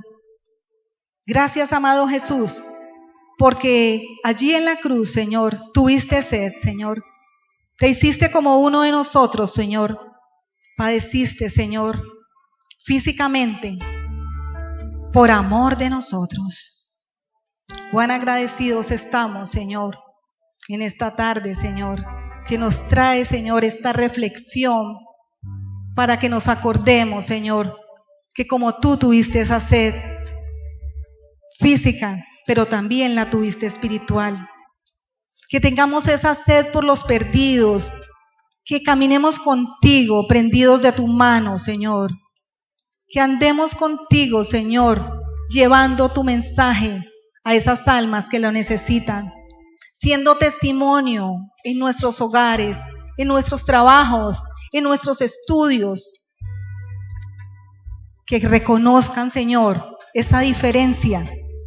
Que nos vean, Señor, diferentes, Señor. Gracias, Padre eterno y maravilloso, porque sabemos, Señor, que esa muerte en la cruz no fue en vano. Muchas gracias, Padre amado. ¿Cómo no alabarte, Señor? ¿Cómo no glorificarte por ese sacrificio tan grande, Señor, de esa palabra de necesidad? Tengo sed, porque tuviste sed por nosotros, Señor, con ese amor tan grande, Señor. Bendito y alabado sea, Señor. Glorificado y exaltado sea tu nombre. Consumado es. Así es, Señor, lo consumaste todo, entregaste todo de tu ser por nosotros. Lo comparte Nora de Solarte. Y está en Juan 19 al 30. Gracias.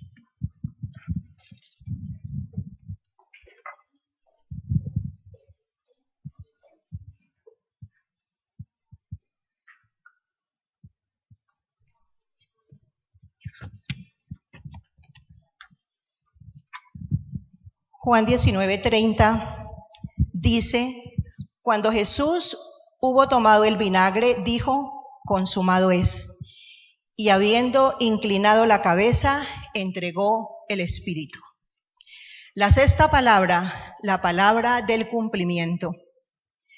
La crucifixión era el suplicio más cruel para un condenado. Después de horas de sufrimiento, la víctima moría por asfixia y agotamiento. Pero no fue así para el Señor Jesús. Él expiró después de haber clamado a gran voz: consumado es. Ningún otro crucificado ha muerto ni morirá de esta manera. Solo Cristo tenía poder sobre su vida. Consumado es la expresión que confirma el cumplimiento.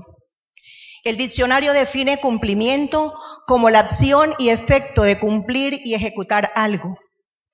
Es proveerle a alguien algo que le falta. Es hacer algo que se debe. se dice también del día que termina un plazo o una obligación. La palabra cumplimiento tiene que ver también con obediencia.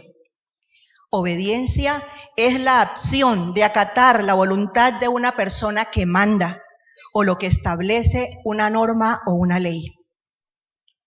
Obediencia es la demanda que Dios hace desde Génesis hasta Apocalipsis. Y nosotros, los hijos de Dios, estamos llamados a obedecerle en todo. Obediencia fue lo que el Señor Jesús mostró durante su vida aquí en la tierra. Encontramos que el apóstol Juan es el único evangelista que se destaca sobre los otros en la mención a esta sexta palabra. Recordemos que él fue testigo presencial de ese gran drama desarrollado en el Calvario a favor de nosotros. Y por consiguiente tenía en su memoria todas las palabras, pero especialmente tengo sed y consumado es. Retrocedamos, hermanos, 2000 años en el tiempo y ubiquémonos allá en el Gólgota, en un día como hoy, siendo la hora 9, que corresponde a las 3 de la tarde. Y contemplemos a Jesús colgado en la cruz, humillado, golpeado, desangrado. Y justo en ese preciso instante exclama: consumado es. Y con esta frase, él está indicando que la tarea por la cual había venido a la tierra estaba terminada a satisfacción. Había hecho la voluntad del Padre. En el original griego la palabra es tetelestai y nos habla de un cumplimiento, de un fin, de algo perfecto, de un todo acabado, de algo ya consumado. El ministerio de Jesús estuvo enmarcado dentro del itinerario ya trazado desde el calendario de la eternidad. Nada ocurrió en su ministerio por azar o por casualidad. Todo había sido calculado por el Padre. Y aunque para cualquier mentalidad humanista el ministerio de Jesús terminó en derrota, usted y yo, al igual que millones de cristianos en el mundo, sabemos que es la más grande victoria de la que nos debemos apropiar todos los creyentes. La frase consumado es, en labios de Jesús, podemos entenderla de varias maneras. En primer lugar, se han acabado los tormentos, esos tormentos que la maldad de sus enemigos le habían hecho en más de una ocasión para quitarle la vida. Ellos no perdieron la oportunidad para tentarlo, para ofenderlo, para burlarse. Pero debemos recordar lo que él mismo expresó en Juan 10, 17 y 18. Por eso me ama el Padre, porque yo pongo mi vida para volverla a tomar. Nadie me la quita, sino que yo de mí mismo la pongo. Tengo poder para ponerla y tengo poder para volverla a tomar. Ese mandamiento recibí de mi Padre. En segundo lugar, se ha llevado a cabo el designio y el mandato de Dios. Era necesario que Jesús sufriera en su humanidad para darnos redención. Su oración allá en el huerto, momentos previos a su arresto, fue: Padre, si quieres, pasa de mí esta copa, pero no se haga mi voluntad, sino la tuya. Eso dice Lucas 22, 42. Y de esta forma confirmaba él su absoluta obediencia al Padre. Él cumplió la tarea a cabalidad. En tercer lugar, se han cumplido las profecías dadas desde la antigüedad respecto de su ministerio terrenal. Y de manera particular, en ese día se cumplieron unas 30 profecías. Desde Génesis 3:15, Dios había anunciado este acontecimiento. Y aunque Satanás intentó derrotarlo, fue vencido cuando Cristo se levantó de la muerte. El Salmo 22 que acabamos de leer, el Salmo 69, el Salmo 118, Isaías 53, fueron profecías cumplidas en la persona del Señor Jesucristo. A lo largo del Antiguo Testamento, Las profecías mesiánicas son luces que alumbran el camino de la salvación. Las profecías mesiánicas señalaban la descendencia de Cristo, la fecha de su aparición, el lugar de nacimiento, la virginidad de su madre, su nombre, la traición de uno de sus discípulos, la muerte en la cruz, sus manos traspasadas por clavos, su sufrimiento y humillación, las injurias experimentadas, la calumnia de sus enemigos, la sepultura y también su resurrección. Por consiguiente, en el ministerio de Jesús nosotros no encontramos casualidades, sino el cumplimiento profético calculado en la voluntad divina. Juan 19:28 dice, para que la escritura se cumpliese, corroborando que todo hacía parte del plan de Dios para salvarnos. Tal como dice Juan 3:16, que es un versículo que nosotros lo tenemos que sentir en nuestro corazón, porque de tal manera amó Dios al mundo que ha dado a su Hijo unigénito para que todo aquel que en Él cree no se pierda, mas tenga vida eterna. Y como prueba de ello, la cortina del templo se rasgó de arriba hacia abajo, indicando que a partir de ese momento, por medio de Cristo, usted y yo tenemos acceso libre a la presencia de Dios, al trono de la gracia para alcanzar misericordia y el oportuno socorro. En quinto lugar, se ha terminado de pagar la deuda contraída contra Dios por parte del hombre. Jesús fue el Cordero de Dios que quita el pecado del mundo. Eso dijo Juan el Bautista en Juan 1:29. Ahora solamente se requiere que cada persona de manera individual acepte el testimonio del pacto de Dios con la humanidad, en el que se declara que la deuda ya fue cancelada. Y este es el sentido primordial de esta sexta palabra de Jesús.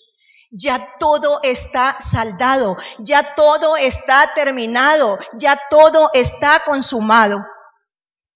En aquel tiempo, en el último recibo de pago, se colocaba un sello en el que constataba que el deudor había satisfecho por completo la deuda contraída en un préstamo o en una compraventa.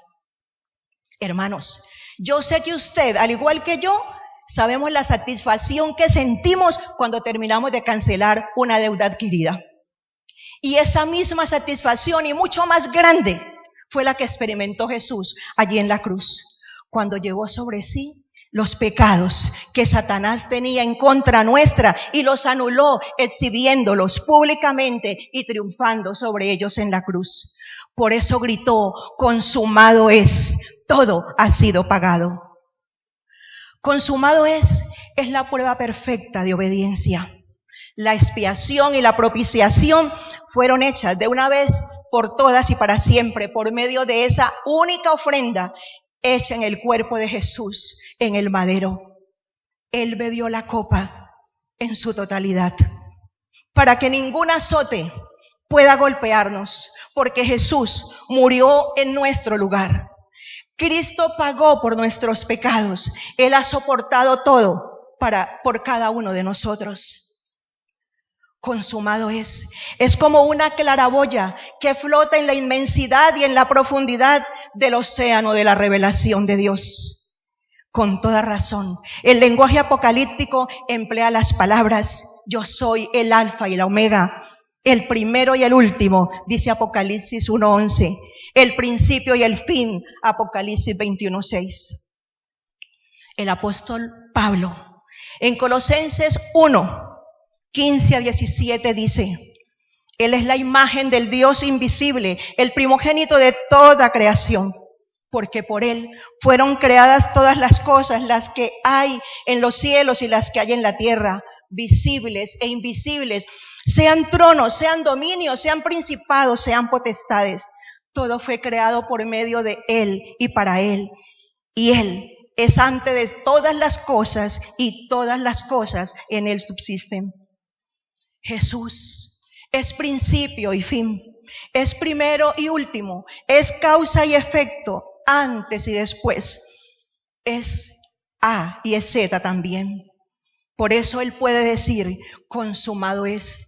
todo en Él se consumó. Y lo que aún para nosotros no es, en Él ya fue.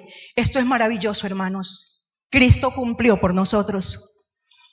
No podemos pensar que las palabras consumado es son palabras de un fracasado. No, nunca. Son las palabras de un vencedor. Cristo venció en la cruz. Consumado es un grito de victoria, es una nota de triunfo, es una meta alcanzada, es un fin realizado, es una cumbre escalada, es un logro completado. Nadie puede hacer nada para salvarse a sí mismo.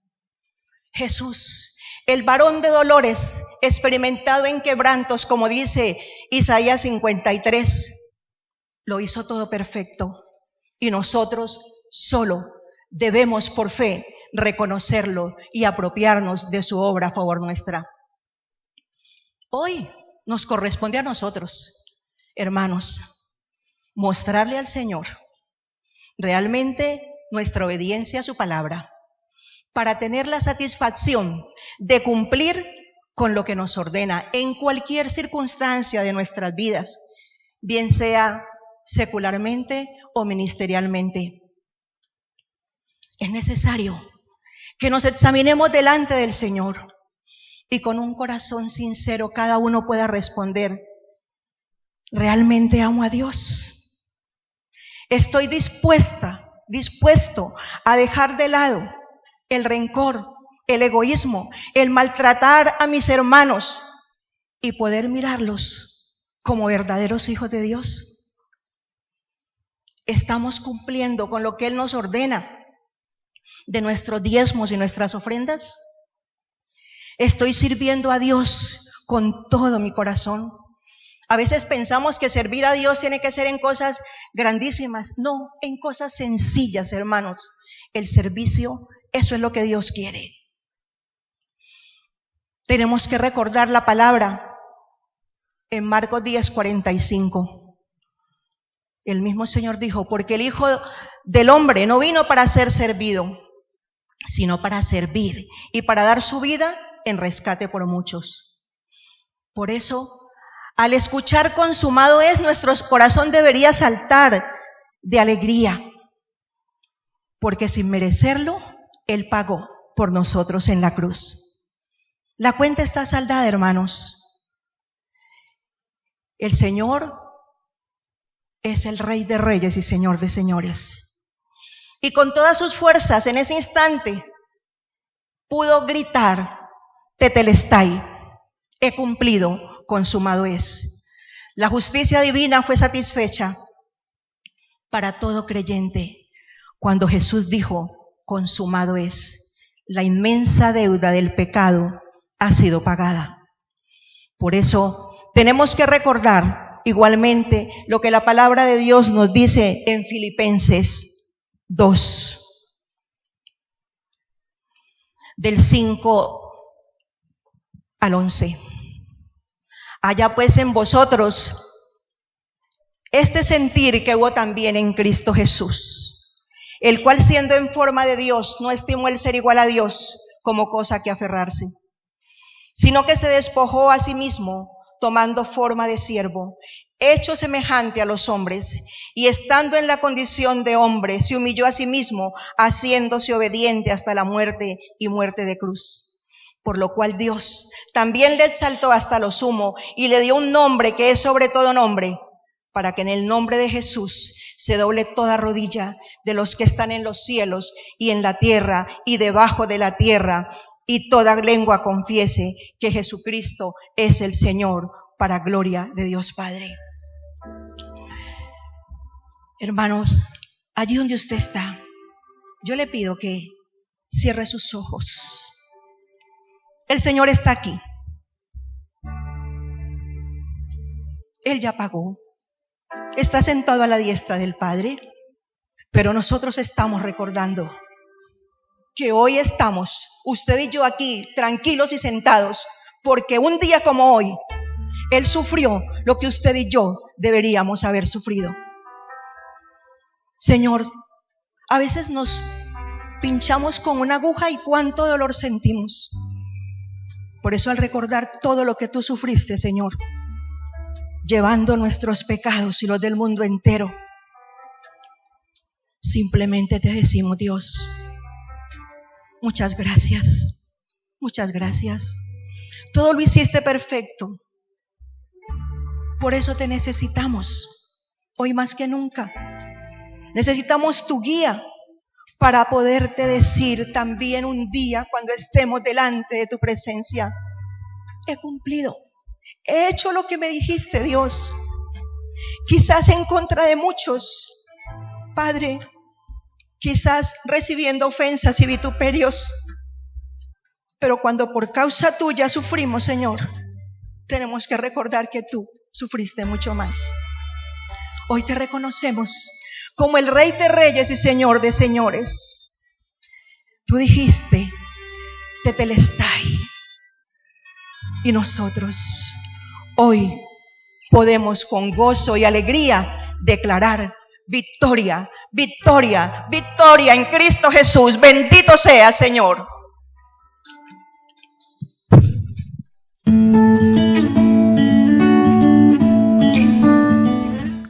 Buenas tardes ya.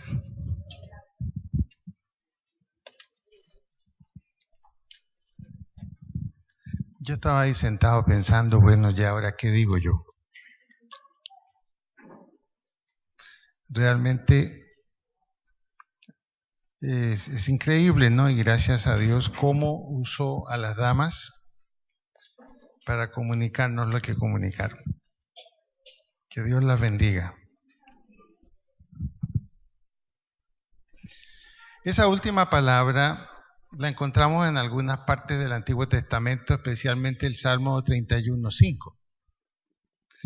David ahí está hablando en términos de una crisis fuerte que él está viviendo.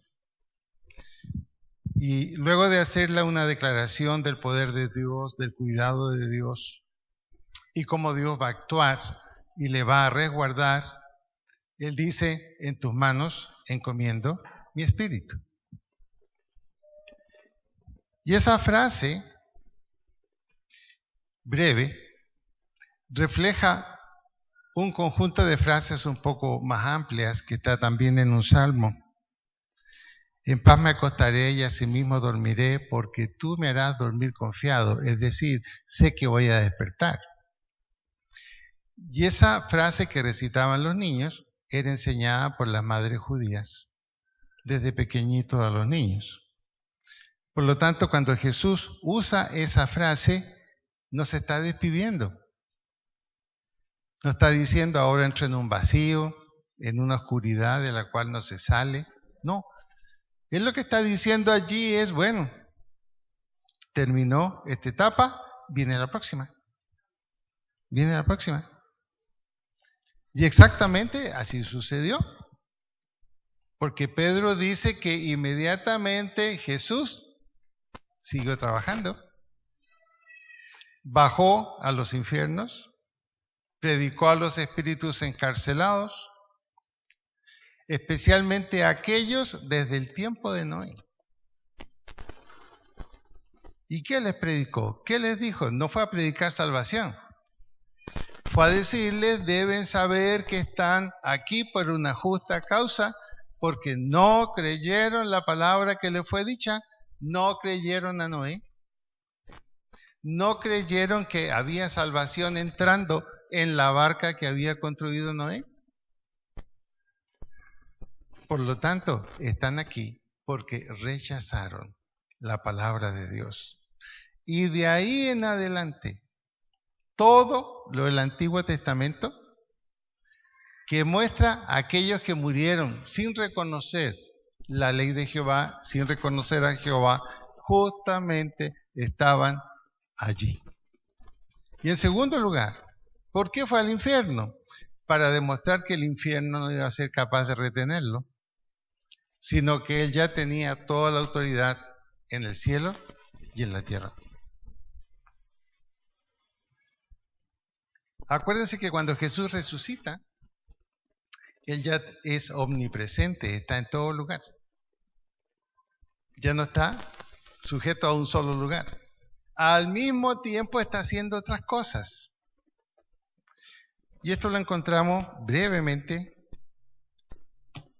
en Mateo 27, 51. Veamos las otras cosas que Jesús hizo. Él ya es omnipresente. 27:51 dice: He aquí, el velo del templo se rasgó en dos, de arriba a abajo. ¿Qué hizo Jesús? Ese velo que medía unos cuantos metros de altura, por lo menos 20 o 30 metros de altura, más el ancho, era un velo pesado, grueso, que dividía el lugar santísimo del lugar donde estaban todos congregados. Eso mostraba que nadie podía entrar al lugar donde el sacerdote buscaba el perdón de los pecados de todo el pueblo. Ese velo se partió en dos. Imagínense el ruido que pudo haber ocasionado. Era un velo pesado. La Biblia no nos dice cuántos kilos pesaba, pero los estudiosos dicen que por lo menos podía haber llegado a pesar unos 100 kilos. Porque era un velo pesado, fino, con adornos, colgado desde arriba y largo. Y eso mostraba que la separación entre Dios y el pecado del hombre ya no existía, sino que el hombre puede ahora acercarse directamente a Dios sin ningún intermediario, excepto en el nombre de Jesucristo, para el perdón de sus pecados. En segundo lugar, dice: la tierra tembló, las rocas se partieron, se abrieron los sepulcros y muchos cuerpos de santos que habían dormido se levantaron. Y saliendo de los sepulcros después de la resurrección de él, entraron en la santa ciudad y se aparecieron a muchos. Imagínense algún esposo que de pronto su esposa había muerto y de pronto se le aparece. Otra vez no, de haber dicho, ¿cómo se? ¿Y cuántos casos así? Y eso comenzaron a contarlo unos a otros y por eso está registrado en la Biblia. Porque no fue un hecho aislado, separado, fue un hecho de tipo público. Y allí se confirmó las palabras que después Pablo dijo, que el Señor dijo: así como yo me levantaré de los muertos, así también ustedes. Y Pablo lo reafirmó: y nosotros también nos levantaremos y resucitaremos como Él. Es decir, las promesas del Señor se cumplen inmediatamente en cuanto Él ha terminado su labor en la cruz. ¿Qué provocó esto? El centurión y los que estaban con él guardando a Jesús, visto el terremoto y las cosas que habían acontecido, temieron en gran manera y dijeron: verdaderamente este era el Hijo de Dios. Se dice que este centurión fue el mismo que después Pedro no quería visitar esa casa y que el Señor le dijo: vaya allí porque allí debe predicar el Evangelio.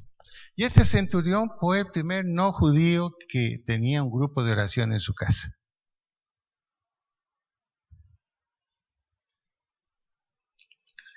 Estaban allí muchas mujeres mirando de lejos, las cuales habían seguido a Jesús desde Galilea sirviéndole, entre las cuales estaban María Magdalena, María, la madre de Jacobo y de José, y la madre de los hijos de Zebedeo. Es decir, ¿cuántas mamás de discípulos estaban allí? Los que más tarde fueron apóstoles. ¿Y dónde estaban esos apóstoles? Ahí estaban las mamás. Y Juan, yo creo que fue porque la mamá lo cogió del brazo y lo llevó. Y eso muestra una serie de cosas. El lugar que las mujeres han tenido en lo que es el transcurso de la historia de la salvación siempre fue importante. Fueron las primeras en ir al sepulcro Pasadito las 6 de la mañana fueron al sepulcro. Ellos no fueron, pensaban que los guardias estaban todavía allí. ¿Cómo iban a ir? Pero ellas fueron igual. Y se encuentran con la sorpresa que la tumba está vacía, está abierta, y se encuentran con Jesús. Y Jesús les dice, vayan y cuenten a mis hermanos. Por lo tanto, en términos teológicos exactos, ¿quiénes fueron las primeras evangelistas? Las mujeres. Comunicaron que Jesús había resucitado. No fuimos nosotros, qué pena. Por lo tanto, entonces, damos gracias a Dios por la vida de las mujeres. Para concluir, solo mostrarles algo. La iglesia actual estaba también representada allí. Así que los que me miran, también estábamos representados allí. La iglesia de hoy. Veámoslo. Versículo 57, ahí donde estamos leyendo en Mateo. Cuando llegó la noche, vino un hombre rico de Arimatea llamado José, que también se había hecho discípulo de Jesús. Este se presentó a Pilato y pidió el cuerpo de Jesús. Entonces Pilato mandó que se le diese el cuerpo, y tomando José el cuerpo, lo envolvió en una sábana limpia, lo puso en su sepulcro nuevo que había excavado en la peña, y después de hacer rodar una gran piedra a la entrada del sepulcro, se fue. Y estaban allí María la Magdalena y la otra María sentada frente al sepulcro. José de Arimatea, hombre importante, miembro del Sanedrín. Aquí dice discípulo, era un seguidor. ¿Pero qué tipo de seguidor? No había aparecido en los 3 años, excepto una vez que se dio a conocer, pero luego, siendo él un miembro del Sanedrín, no tenemos noticia que él haya levantado su voz para decir, no estoy de acuerdo con lo que quieren hacer con Jesús. Pero después que murió, él dice, algo tengo que hacer. Y va, ¿y qué hace? Dice, ocupen mi tumba, ahí la tienen. Él fue, pidió el cuerpo a Pilato, era un hombre importante, no se lo negaron. ¿Por qué? Porque Jesús muerto su cuerpo ya, ¿qué importaba? Este es un representante de la iglesia cristiana hoy. No estaban cuando debían estar en los 3 años de ministerio de Jesús. No estaban cuando debían acompañarle. No estaban ahí al lado de la cruz. Hoy día la iglesia cristiana actual tiene muchos simpatizantes. Yo creo, pero no estoy completamente con él. No cumplo todo lo que él me pide. Pero hago una obra que por lo menos puede ser reconocida. Le presto mi tumba. ¿Realmente se interesaba Jesús en la tumba de José de Arimatea? La iba a ocupar por 5 minutos. Y después de José de Arimatea, si usted lee la Biblia, no se supo más de él. Ahí está la iglesia cristiana de hoy representada. Y el otro representante nuestro lo encontramos en Juan. Juan capítulo 19.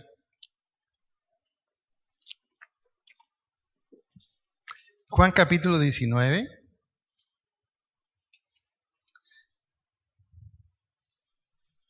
Del versículo 38 en adelante. ¿Ya lo encontraron? Dice así. Después de todo esto, José de Arimatea, otro discípulo de Jesús, intentó ser un seguidor. Este fue el que se acercó de noche a Jesús, porque no quería que nadie lo viera hablando con Jesús. y le hizo unas preguntas acerca de la vida eterna y cómo él podía tener vida eterna. Y Jesús le respondió contundentemente lo que significaba. Y le agregó y le dijo, porque de tal manera amó Dios al mundo que ha dado a su Hijo unigénito para que todo aquel que en él cree no se pierda, mas tenga vida eterna. Y el que no cree en él está condenado. Así termina el capítulo 3. Miembro del Sanedrín. Ya tenemos 2 miembros del Sanedrín. ¿No hubiera sido suficiente una palabra de repudio de ellos 2 a lo que iba a suceder con Jesús? ¿Qué significaba haber levantado la voz y decir esto no es correcto? ¿Qué hubiera significado? Hubiera significado afuera del club. Aquí no se puede. Silencio.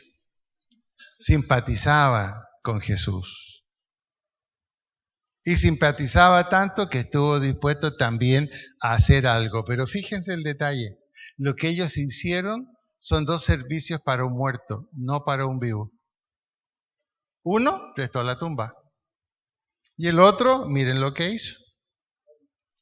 Después de todo esto, José de Arimatea, que era discípulo de Jesús, pero secretamente, es decir, era de la secreta. Los que son de la secreta, por ejemplo, a veces jóvenes creyentes en la universidad. Sí, yo voy, es interesante, pero no, yo tengo otras ideas. Quedo bien con mis compañeros en la universidad. Eso hacía yo, recuerdo, cuando era ateo. Porque me habían visto alguna vez con mis padres en alguna actividad de iglesia. Eso hacemos también muchos a veces de nosotros, y esto es en general lo que es la iglesia cristiana hoy. ¿Y usted está comprometido realmente con Jesús? No, mire, las cosas hay que tomarlas con calma. Ni con, ni muy. Sí, yo creo, pero creo que algunas cosas deben hacerse un poquito a mi manera. No todo lo que dice la vida cristiana hay que hacerlo a rajatabla, no. Hay algunas cosas que uno tiene que hacerlas con mesura y no hay que ser fanático. Bueno, Nicodemo era de ese tipo. ¿Y él qué hizo? Juntó una serie de compuestos, mirra, aloe, como 100 libras, bastante, casi 50 kilos, y los llevó para que fueran usados en el cuerpo de Jesús. Tomaron pues el cuerpo de Jesús, lo envolvieron en lienzo con especias aromáticas, según es costumbre sepultar entre los judíos, y en el lugar donde había sido crucificado había un huerto, y en el huerto un sepulcro nuevo, el de José de Arimatea, y allí lo pusieron.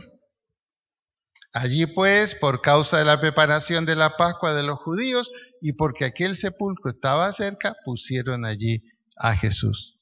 Y no se supo más de Nicodemo. ¿No creen que aquí estamos representados la iglesia cristiana de hoy? Estamos con Jesús para algo especial.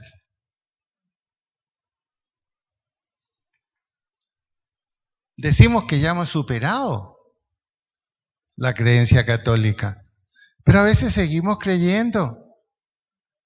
Pecamos y empatamos. Seguimos creyendo, pecamos y empatamos. Y qué bien lo que Nora nos decía. La vida cristiana significa compromiso total y absoluto, porque la salvación y la vida eterna es algo total y absoluto que Jesús nos dio, no fue a medias. No fue a medias. ¿Qué habrá pasado con la vida de estos hombres?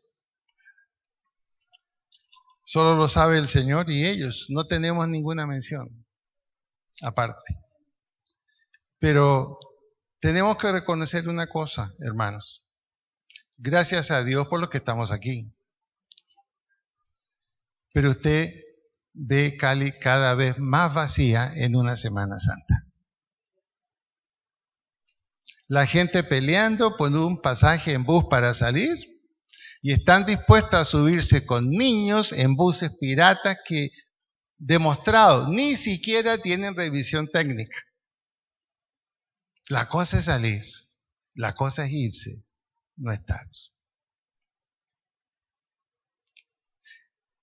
Estos días nos indican a nosotros la necesidad de tomar la vida cristiana con todo lo que esto significa, con todo lo que esto implica. Siempre demandamos mucho de Dios.